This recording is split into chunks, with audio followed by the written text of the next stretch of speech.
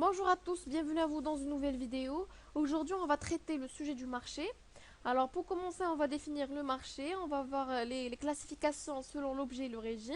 Ensuite, les caractéristiques du marché de change et l'élasticité de l'offre ou de la demande.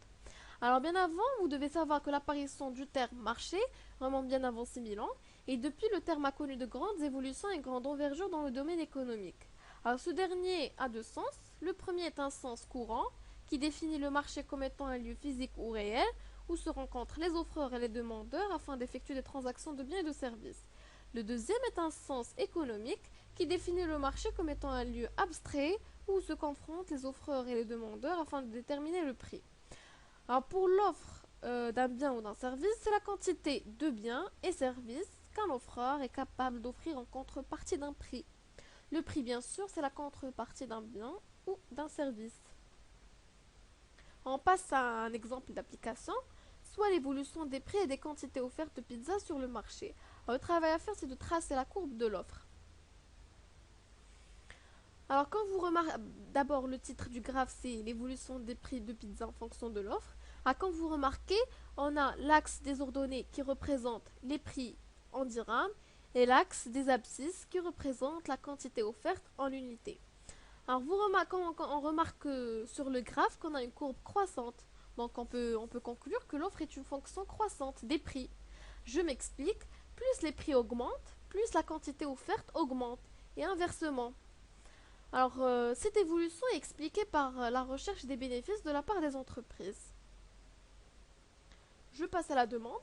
La demande est la quantité de biens et de services qu'un consommateur est capable d'acquérir en contrepartie d'un prix. Alors, un exemple d'application, soit l'évolution des prix et des quantités demandées du même bien. Alors, on doit tracer la courbe de la demande. Pour le titre du graphe, c'est l'évolution des prix de pizza en fonction de la demande. Alors là, on remarque qu'on a une courbe décroissante. Alors, on peut conclure que la demande est une fonction décroissante des prix. Pourquoi? Parce que plus les prix augmentent, plus la demande diminue. On peut expliquer cette évolution par le pouvoir d'achat des ménages qui est limité. D'accord? Maintenant, je passe au prix d'équilibre. Alors, appelé également le prix du marché, le prix d'équilibre, c'est le prix qui satisfait conjointement les offreurs et les demandeurs. D'accord? Alors, graphiquement, il correspond au point d'intersection entre la courbe de l'offre et de la demande. Alors, une remarque, vous devez savoir que le prix d'équilibre est une situation idéale qui ne se réalise que rarement sur les marchés de concurrence pure et parfaite. Un exemple pour mieux comprendre, un exemple d'application, tracer les deux courbes dans un même graphique, puis déterminer le prix d'équilibre. Voilà. Alors pour le titre du graphe, c'est l'évolution des prix et des quantités de pizza. Alors quand vous remarquez, on a la courbe de la demande qui est décroissante en rouge et la courbe de l'offre qui est croissante en vert. Alors au milieu, on remarque le point d'intersection, le point d'intersection entre la courbe de l'offre et de la demande. Alors pour le prix d'équilibre, voilà, c'est 60. Le prix d'équilibre, c'est 60. Alors on peut conclure que pour tout prix inférieur au prix d'équilibre, la demande dépasse l'offre. D'accord? Alors on peut dire que le marché est en situation de pénurie bien sûr, plus les prix, parce que les prix ont tendance à augmenter car le bien devient de plus en plus rare sur le marché. Alors pour tout prix supérieur au prix d'équilibre, l'offre dépasse la demande. On peut dire que c'est l'excès de l'offre sur la demande. Pourquoi? Parce que les entreprises génèrent des pertes vu le surstockage. Alors je passe à la loi de l'offre et de la demande. Alors elle constitue une évolution inverse de la demande par rapport au prix et une évolution parallèle de l'offre par rapport au prix. Alors, vous devez savoir que certains biens échappent à cette loi, notamment les biens de Giffen. Alors, les biens de Giffen, il s'agit généralement des biens de première nécessité pour lesquels la consommation s'améliore légèrement quand leur prix augmente. Ensuite, on a l'effet Veblen. Alors, appelé également l'effet snobisme, c'est le cas des produits de luxe pour lesquels la demande varie dans le sens de leur prix. Pourquoi? Parce qu'ils ne permettent plus aux personnes aisées de se distinguer du reste de la société. Ensuite, on a l'effet de spéculation. Alors, les biens à spéculer continuent toujours à attirer les investisseurs, vu la garantie qu'il présente ainsi que la faible fiscalisation de ses produits. Dernièrement, on a effet de marque. Alors certains consommateurs sont fidèles à des marques qui leur garantissent la bonne qualité. Alors, malgré l'augmentation de leur prix, la demande reste presque stable. Je passe aux classifications des marchés. Alors on va voir la classification de marché selon l'objet. On a marché de biens et services. Alors le type de bien, c'est marché de consommation. Les offreurs, c'est les entreprises. Les demandeurs, c'est les entreprises et ménages. Pour le prix, c'est le prix du bien, alors, pour tous les marchés. Ensuite, on a le marché d'équipement. Les offreurs, c'est les entreprises. Les demandeurs, c'est les entreprises et les ménages. Puis les marchés d'occasion, les offreurs c'est les ménages et les demandeurs c'est c'est les ménages. Pour le marché neuf, on a les offreurs, ce sont les entreprises, les demandeurs sont les entreprises et les ménages. Le marché matériel, c'est les entreprises qui font l'offre et les demandeurs, c'est les entreprises et les ménages. Pour le marché immatériel, les offreurs, c'est les ménages et les administrations, les demandeurs, c'est les entreprises. Maintenant, je passe au marché des services. Alors, les marchés les plus usuels sont le marché de capitaux. Alors, le marché de capitaux sont des marchés sur lesquels sont négociés des actifs financiers et on distingue le marché monétaire et le marché financier. Alors, pour le marché monétaire, on a le marché interbancaire où les banques échangent entre elles des actifs financiers et empruntent ou prêtent à court terme et où également la banque centrale intervient pour apporter ou reprendre des liquidités. Pour le marché des titres à court terme, sur ce marché monétaire, les banques, les entreprises ou l'État peuvent émettre ou s'échanger des titres négociables. Alors je passe au marché financier. Alors qui dit marché financier dit bourse. On a le marché primaire. Alors il organise la rencontre de sociétés cherchant à financer leur développement et des détenteurs de capitaux.